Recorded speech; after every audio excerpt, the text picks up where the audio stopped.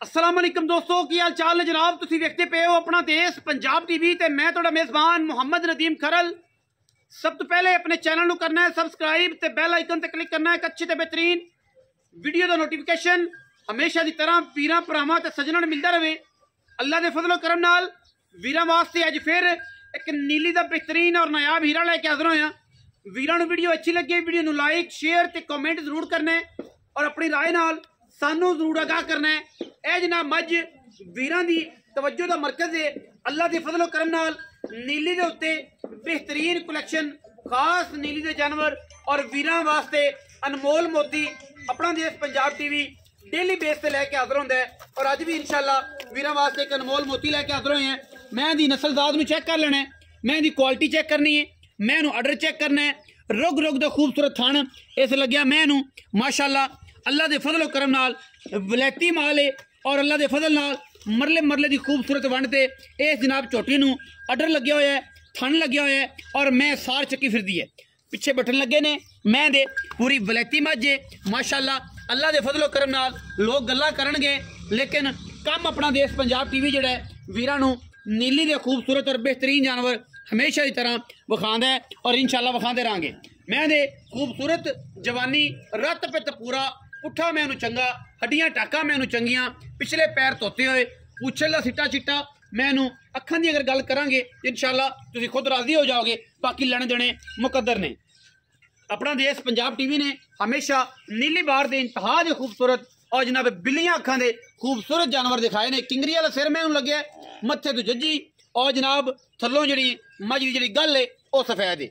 लड़े देने हमेशा ही तरह मुकद्दर ने और जनाब वीरां वास्ते क्वालिटी उत्ते कदे भी कंप्रोमाइज़ असीं नहीं कीता और इंशाअल्लाह ना करांगे। अखां चिट्टियां ने सिर कुंडा जवानी बड़ी मैं तुन्नी कोले का निशान कोई नहीं दूजण मैं एक पहलण है।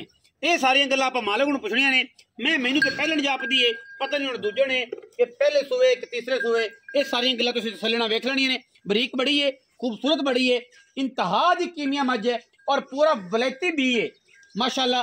अल्लाह के फजल नाल नीली उत्ते अल्लाह के फजल नाल अखां बिल्लियां सांझियां।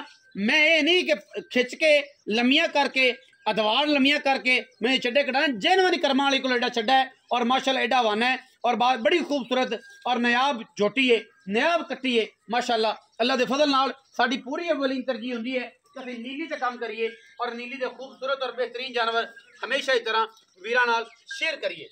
मैं मत्थे तो जज्जी अखां बिल्लियां सिर किंगरी वाला कतरी कतरी खूबसूरत पिछे जाके कुंडा कर दी है थल्लों खाडी चिट्टी सू मगर कट्टा सू 3 तो 4 दिन की मज सूई है और जनाब मज की दुध जी गल है वो इस वेले आप इंशाअल्लाह मालक को पुछ लांगे तसलियां आप करा लांगे इंशाअल्लाह। क्योंकि साडी कोशिश है कि असीं नीली के जानवर वीरां नूं विखाइए और नीली दी मझां दा शौक करवाइए। नीली तो हट के असीं काम नहीं करते। अगर साडे जानवर साडी समझ आ जाए कोई तो कोई दोस्त कहन कि नदीम भाई मझ नीली दी है या नहीं, अगर देसी हो तो जिन मन देसी दसी पिछे जनाब कट्टा है तुसीं वीरां ने वेख लेना नाड़वा नाल है कच्चे नाड़ विच कट्टा है 3 दिन की जनाब झोटी सूई है और पूरी माशाअल्लाह अल्लाह के फजलो करम नाल वलैती है। अखां बिल्लियां ने रात को बल्ब लाने की लोड़ कोई नहीं 1000 वाट का बल्ब पूरा एक पासे 1000 वाट का एक पासे माशाअल्लाह बड़ा नायाब हीरा अल्लाह के फजलो करम नाल। और साडी कोशिश होंदी है कि असीं अच्छे जानवर वीरां नूं डेली बेस ते विखाइए और वीरां दा शौक करवाइए। बाकी मुकद्दर या नसीब है मैं फिजिकली नजर मार लेनी है माशाअल्लाह फिजिकली पूरा हीरा और पूरा वलैती जानवर अल्लाह के फजलो करम नाल इंशाअल्लाह अं फिरदियां ने जिवें पुत्तर फिरदे ने इंशाअल्लाह। बच्चे का उन्होंने कोई एतराज नहीं कोई वाधा नहीं कोई घाटा नहीं टुरदी फिरदी भी मैं चड्डा माशाअल्लाह फुट फुट बाहर कड्डी फिरदी है। लोग गल्लां करते हैं लेकिन असीं काम करते हैं इंशाअल्लाह। बड़ा खूबसूरत थान और हवाना माशाअल्लाह मैं और मैं पूरी वलैती अल्लाह के फजलो करम भावें थले बाहर बैठे फिरन मैं धार पाई होवे मैं टाइम लग्या होवे असीं गल्लां करांगे। मरले मरले दियां फाड़ां ने मरले मरले दी वंड ते थाने मैं और पसम के माशाअल्लाह एडा कर दिए। आओ खां जी अस्सलाम वालेकुम जी भाईजान की हाल चाल सेहत तबीयत ठीक है? पिछली मैं तो पैसे पूरे हो गए। हाँ जी ओके। अच्छा रमजान जम्मू साहब की मेहरबानी है ते तुहाडी भी मेहरबानी है ते साडी भी मेहरबानी है ते बड़ा प्यार वाला जी है जनाब। ते ये जनाब मझ किनवा सूआ सर? ये दूजन झोटी। हाँ जी। अच्छा कदों सूई?